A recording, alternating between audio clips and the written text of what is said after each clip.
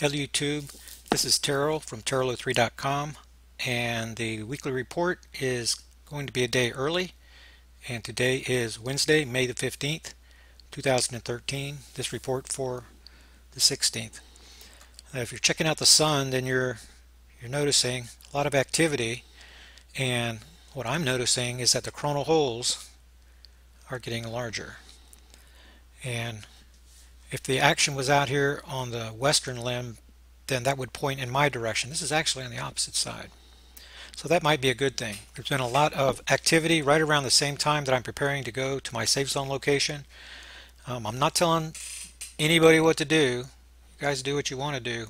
But myself, I see the crossing event. My primary model says that I have not had my trough event whenever the Earth passes through the gravity trough connecting the two stars together. That's what happened with Fukushima, Chile. It looks like Guerrero, but depending on which model you use, it could be Sumatra, April 11th, 2012, adding 19 days to the cycle. It could be that Guerrero's right.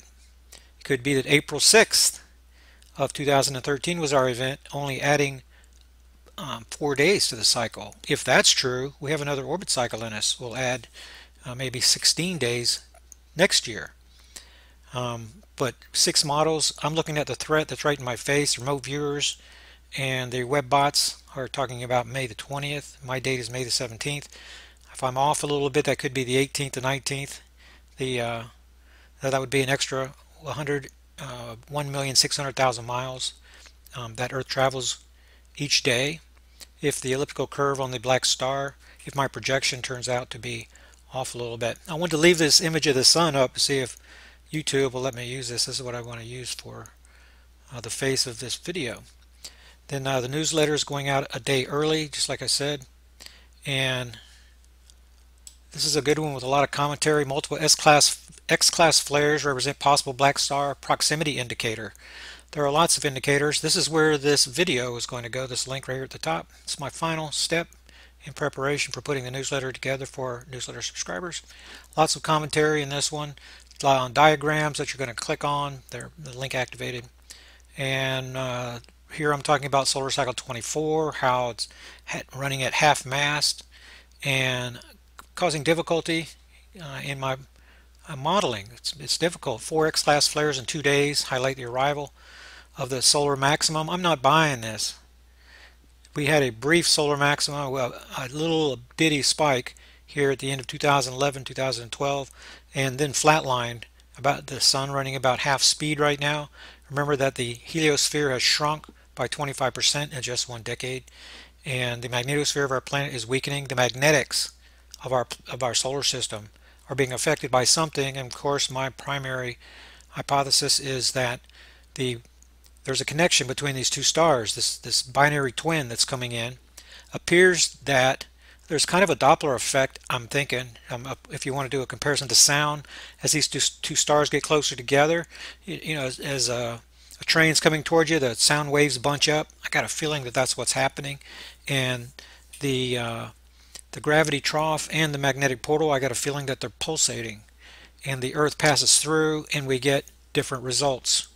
That's one theory that makes sense to me. You know, who's got a book on magnetic portal connections and troughs, how they behave whenever two suns are reaching perihelion with one another?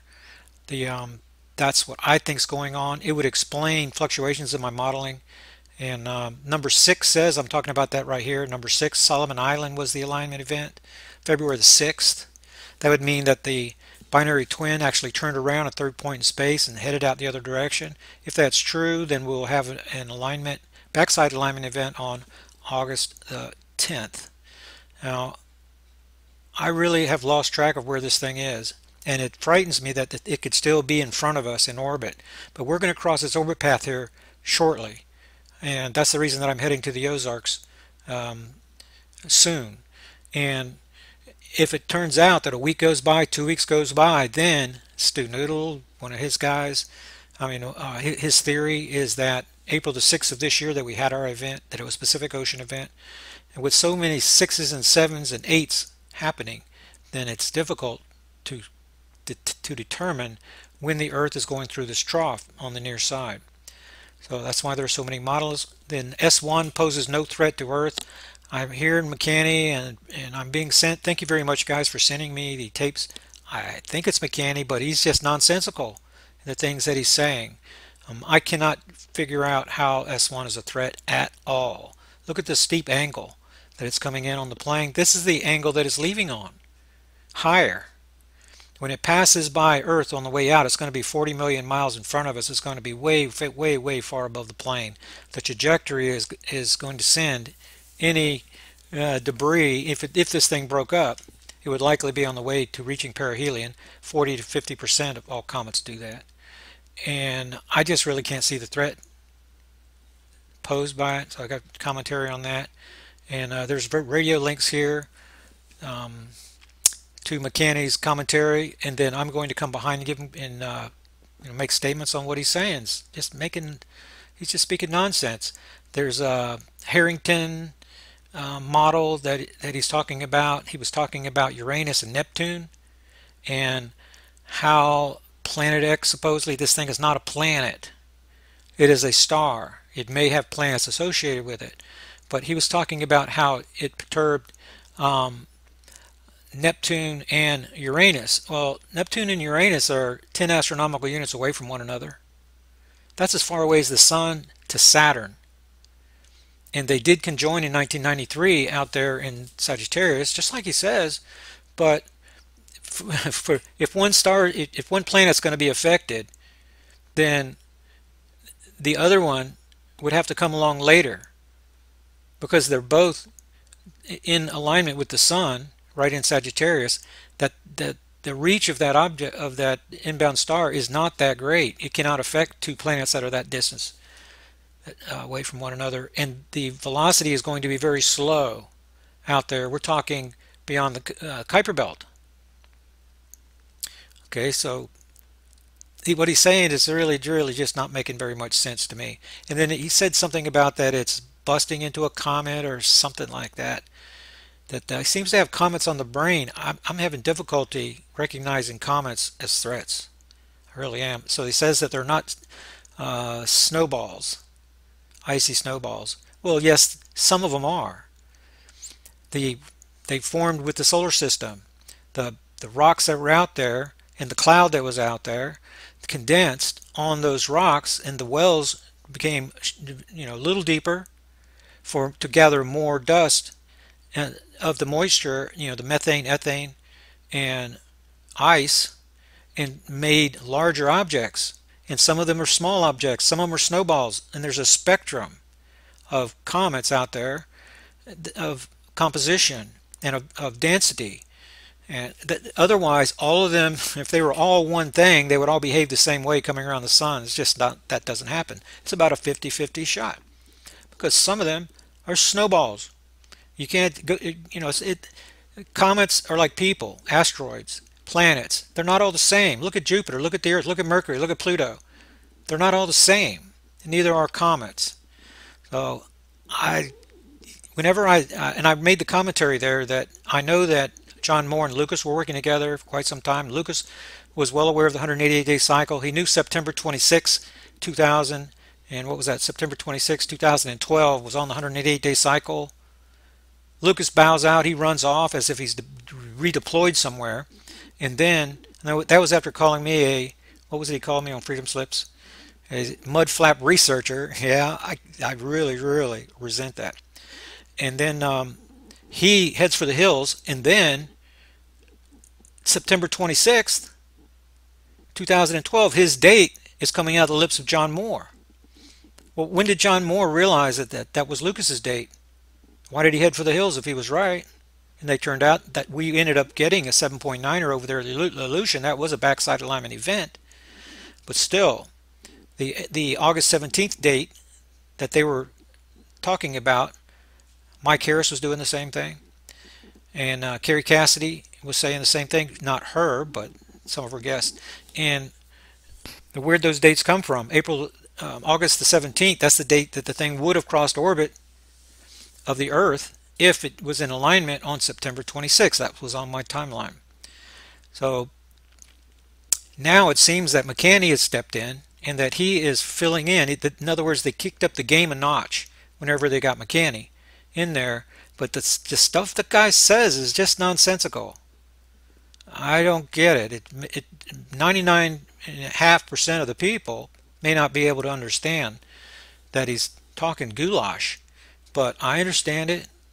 And if he ever wants to debate me on the radio or talk, whatever, then I'm happy to go through the evidence of why something is coming not on Harrington's path, but out of Leo, Virgo, moving into Libra, just below the plane. That's what the science says. That's why the magnetosphere turns around, flips around. It flipped around on the 12th of March 2012. Well, the Earth is between the Sun and Leo, moving into Virgo. It's not around there in Sagittarius, in Scorpio. So he's talking about Scorpio and something, and an object that's coming from that far away is going to be on an elliptical curve. It's not going to stay in a constellation. It's going to be moving left in the orbit diagram if it's prograde. So anyway, there's a story here about a visit to heaven.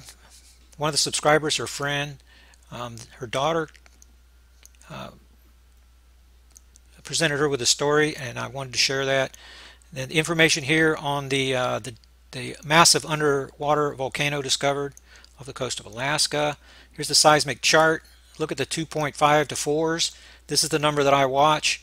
We've moved from around 180 up to 234. That shows an increase, and that would be magnetic portal connection shortening, but I got fluctuations through here that don't make sense, and I think it's that pulsating thing that I'm talking about with the pulsating gravity trough and the magnetic portal connection. When it starts shrinking quickly, then that's what I think happens. Not with planets, because remember the Earth and Jupiter, they pretty much have circular orbits. But an elliptical orbit on two stars, whenever they start coming together, something is happening that is, I cannot quite wrap my head around yet, but I'm going to get there.